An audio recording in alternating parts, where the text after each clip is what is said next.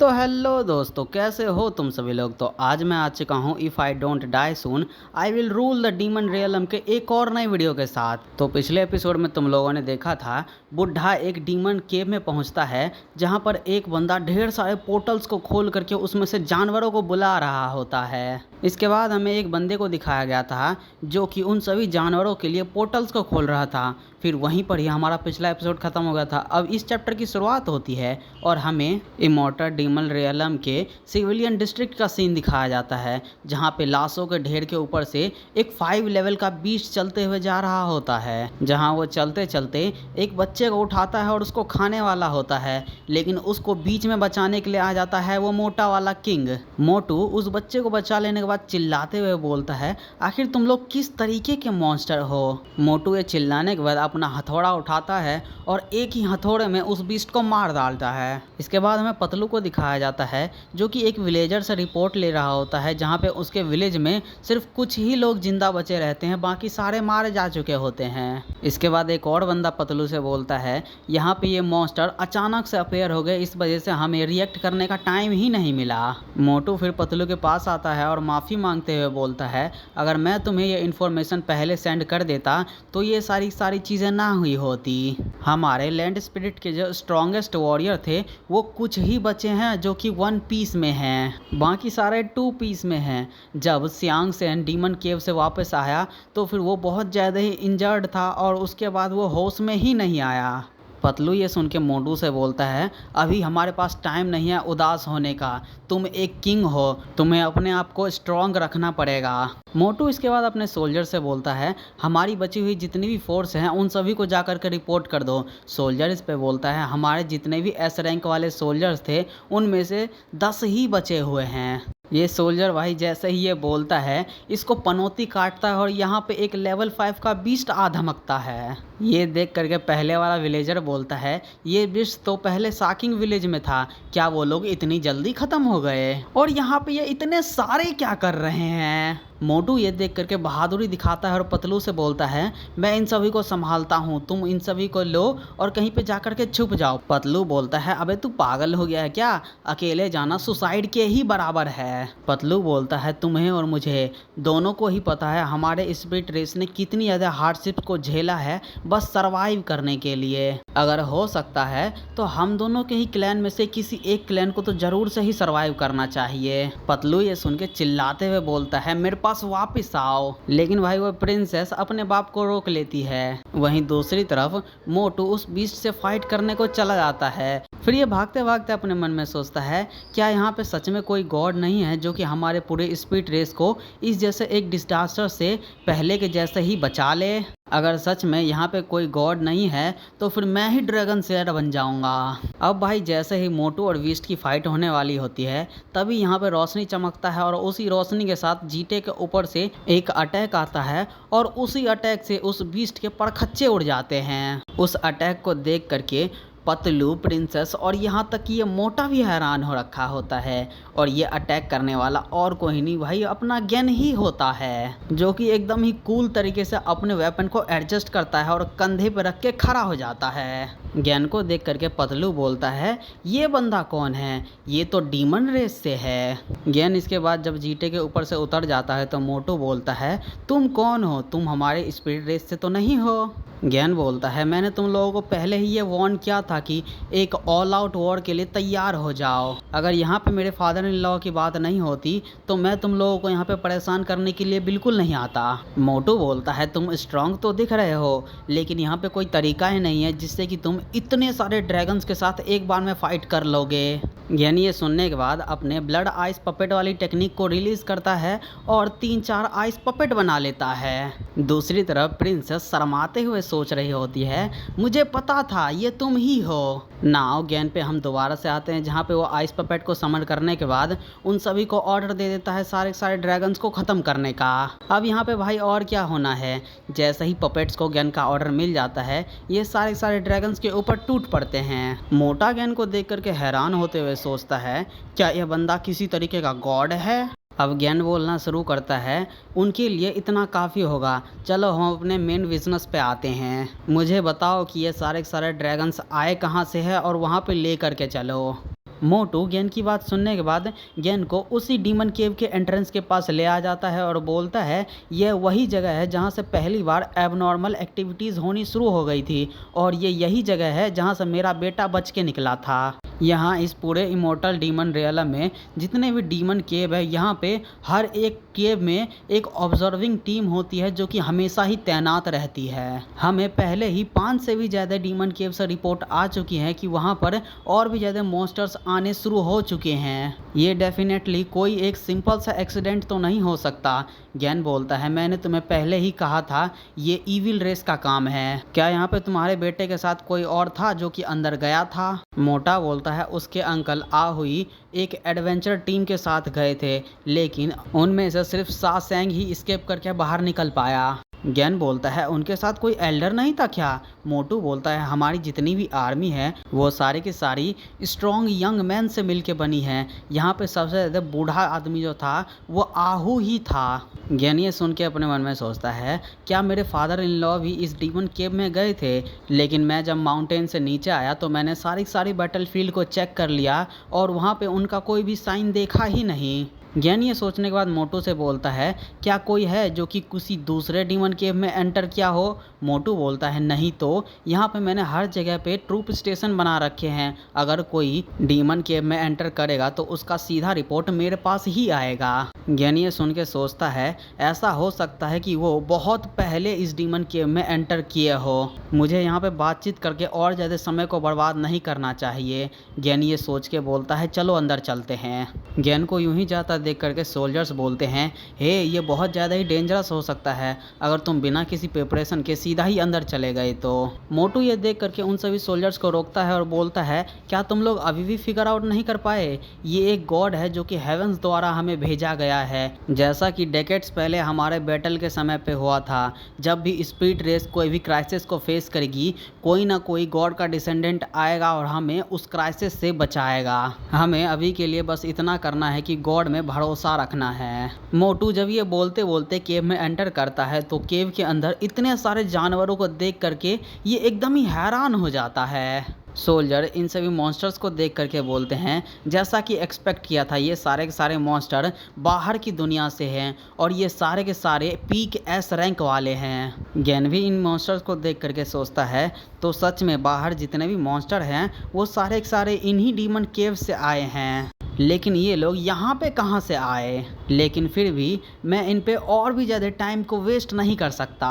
ज्ञान भाई ये सोचते सोचते अपने वेपन को चार्ज करता है और उसके एक ही अटैक से वहाँ पे सारे के सारे मॉन्स्टर को ख़त्म करके रख देता है। सोल्जर्स तो ज्ञान की पावर देख करके हैरान ही हो जाते हैं। मोटू फिर चिल्लाते हुए बोलता है देखा मैंने तुमसे कहा था ना ये गॉड है। ज्ञान इसके बाद जब आगे भागने लगता है तो फिर मोटू भी चिल्लाते हुए बोलता है चलो इसके साथ चलो। फिर थोड़ी दूर तक भागने के बाद गैन कुछ नोटिस करता है, वो देखता है मॉन्स्टर बने एडवेंचर्स को। मोटू के साथ वाला सोल्जर चिल्लाते हुए बोलता है क्या ये हमारे चीफ ऑफ स्टाफ नहीं है? आखिर इनके साथ हुआ क्या? ये कितना ज़्यादा टेरिफाइंग है। आखिर हमारे स्पीड रेस के जितने भी लोग हैं वो इस तरीके से बन कैसे गए?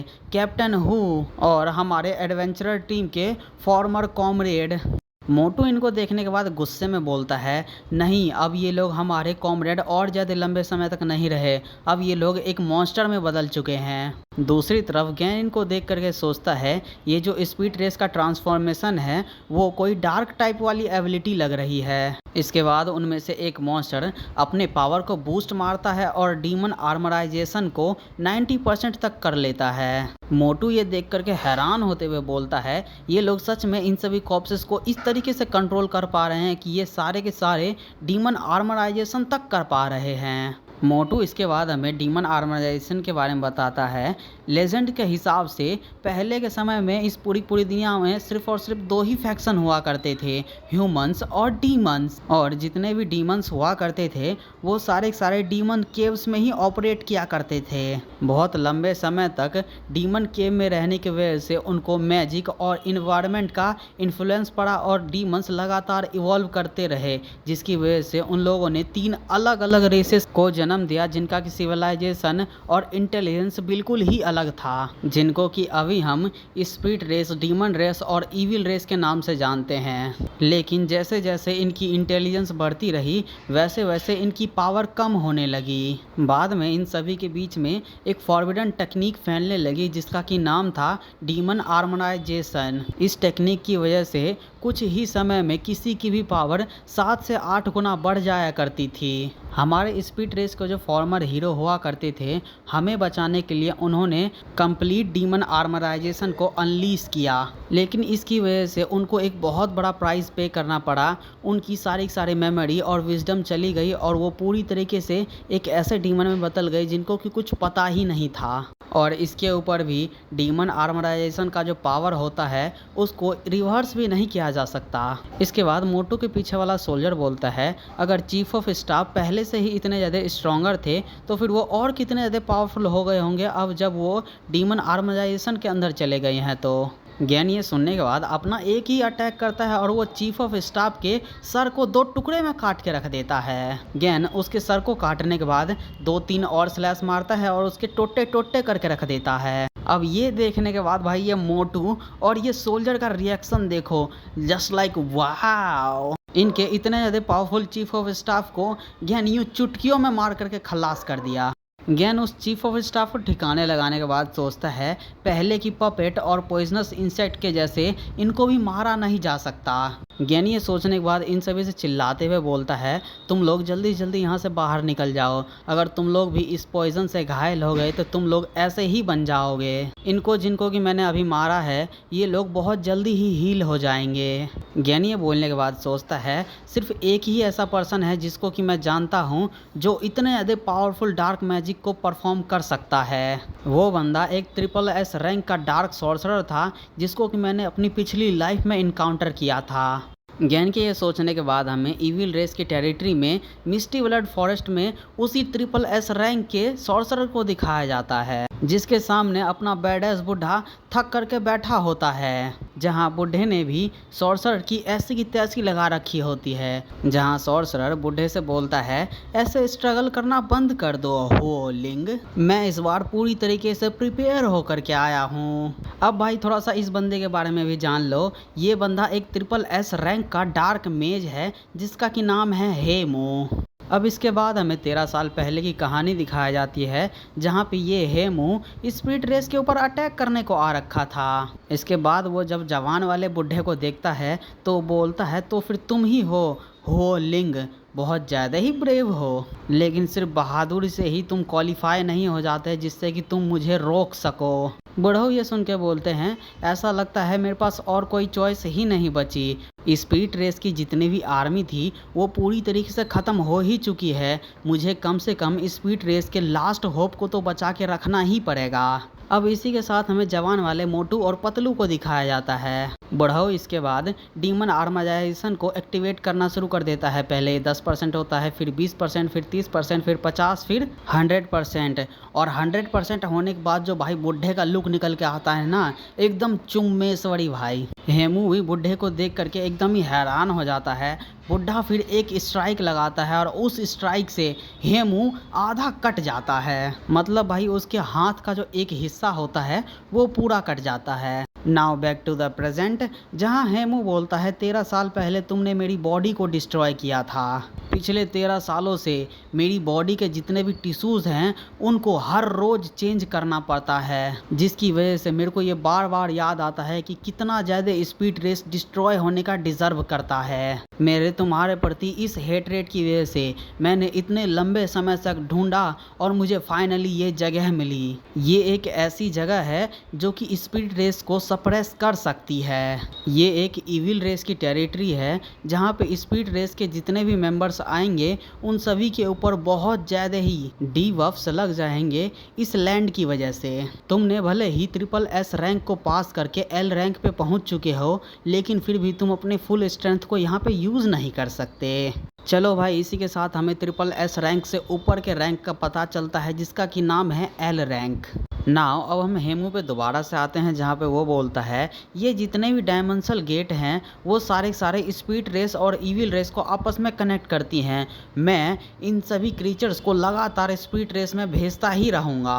इस बार तुम लोगों को एक जगह तक नहीं दूंगा थोड़ा सा भी स्ट्रगल करने के लिए। तुमने ये सारी चीज़ें खुद के ऊपर खुद ही से लाई है। हेमू की बात पे बुढ़ा बोलता है अबे कौन है तू, मुझे तो तेरे बारे में कुछ याद ही नहीं है। हेमू बोलता है क्या, लेकिन फिर भी ये मैटर ही नहीं करता, अभी तुम मरने ही वाले हो तो फिर क्या ही फर्क पड़ता है। तुमने पहले मेरे आधे बॉडी को काट दिया था, अब मैं यही चीज़ का टेस्ट तुम्हें भी करवाता हूँ। हेमू बूढ़े को काटने ही वाला होता है कि तभी यहाँ पे एक बंदे की प्रोजेक्शन अपेयर होती है, जहाँ पे वो बोलता है हेमू रुक जाओ। हेमू उस बंदे की बात सुन के रुक जाता है और उसको माय लॉर्ड करके बोलता है। वो बंदा इसके बाद बुढ़े से बोलता है हम लोग यहाँ पे आए हैं स्पीड रेस से कोऑपरेट करने के लिए जनरल होलिंग। मेरे पास आपके लिए बहुत ज़्यादा ही रिस्पेक्ट है, मैं सॉरी भी फील करता हूँ आपके साथ पास्ट में क्या हुआ उसके लिए। मैं आपसे इस तरीके से बात कर रहा हूँ उसके लिए माफ़ कर दीजिएगा, लेकिन स्पीड रेस डेवलपमेंट में बहुत ज़्यादा ही पीछे चल रही है। अगर हमने स्पीड रेस को बाहर की दुनिया से जोड़ दिया तो इसको ये बहुत ज़्यादा ही बेनिफिट करेगा। बुढ़ा ये सुन के बोलता है 15 साल पहले तुमने इमॉर्टल डीमन रियलम पे अटैक किया और अब तुम सीक्रेटली पोर्टल्स को खोल करके स्पीड रेस में डीमंस को भेज रहे हो, क्या यही तुम्हारे कॉपरेशन का आइडिया है? इस पे होलोग्राम वाला बंदा बोलता है ये तो बस हमारा फर्स्ट स्टेप है। वर्ल्ड का जो डेवलपमेंट होता है वो बहुत ज़्यादा ही क्रूअल होता है और इसको करने के लिए कांस्टेंट इवोल्यूशन चाहिए। एवोल्यूशन होता है सर्वाइवल ऑफ द फिटेस्ट। यहाँ पे जितने भी वीक लोग होते हैं वो बस वर्ल्ड के रिसोर्सेज को बर्बाद ही करते हैं। ये लॉजिक वाली बात है। जिन भी लोगों की बिल्कुल भी वैल्यू नहीं है, भले वो स्पीड रेस से हो, इविल रेस से हो या फिर ह्यूमन रेस से हो, उन सभी को एलिमिनेट ही कर देना चाहिए।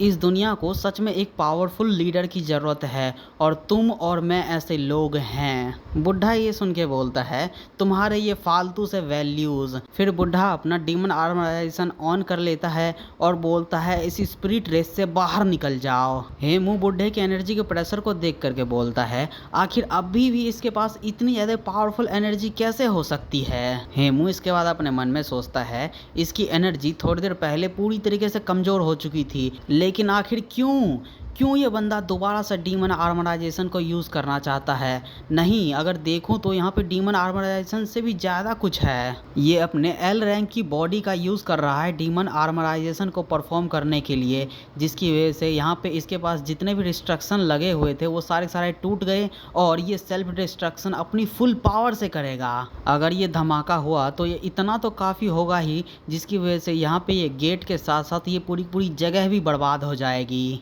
ये पागल आदमी, मुझे जल्दी इसके ऑरा से फ्री होना पड़ेगा। इसके बाद हम बुढ़े पे आते हैं जहाँ पे उसकी आंखों से आंसू आ रहा होता है। फिर ये अपने मन में सोचता है सडनली मेरी जितनी भी मेमोरीज थी वो सारी की सारी मुझे याद आ गई। मुझे फाइनली याद आ गया कि तुम कैसी दिखती हो। मेरे पास बस एक ब्यूटीफुल वाइफ ही नहीं थी, बल्कि मेरे पास एक बहुत ही ज़्यादा सुपर क्यूट बच्ची भी थी। अब हमें उस फ्लैशबैक को दिखाया जाता है जहाँ पे बुढ़ऊ हाउलिंगा से बोलता है नाना वो देख रही हो वाटरफॉल, वहीं पर ही मैंने और तुम्हारी मम्मी ने शादी करी थी। हाउलिंगा यह सुन के खुशी में बोलती है डैड क्या आप मुझे वहाँ पे लेकर जा सकते हैं। बुढ़ऊ बोलते हैं ऑफ कोर्स। अब हम पास्ट से प्रेजेंट पे आते हैं जहाँ पे बुढ़ऊ सोचता है मुझे सच में बिलीव नहीं हो रहा, मुझे इतने समय से तुम्हारे बारे में याद ही नहीं था। लेकिन नाना मुझे माफ़ कर देना, तुम्हारे डैड तुम्हारे साइड पे कभी भी खड़े नहीं हो पाएंगे।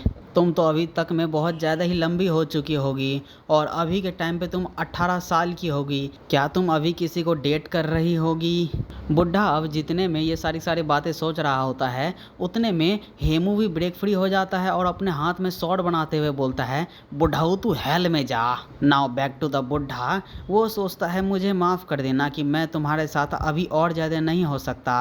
अब इसी के साथ इसका डीमन आर्मराइजेशन 95% कंप्लीट हो जाता है। बुढ़ा जैसे ही अपने 100% डीमन आर्मराइजेशन को अनलीज करने वाला था उतने में ही ज्ञान आता है और वो हेमू के मुंह पे लात भर के मारता है और बुढ़ऊ से बोलता है मुझे माफ़ कीजिएगा कि मैं इतना ज़्यादा लेट हूँ। ज्ञान को देख करके बुढ़ऊ भी हैरानी में डीमन आर्मराइजेशन को अबॉर्ट कर देता है। मतलब कि भाई बुढ़े का बैडेस रूप हमें नहीं देखने को मिलेगा। Now back to the gain, जहाँ वो बोलता है मुझे माफ़ कीजिएगा कि मैं इतना ज़्यादा लेट हूँ, आप ठीक तो हैं डैड।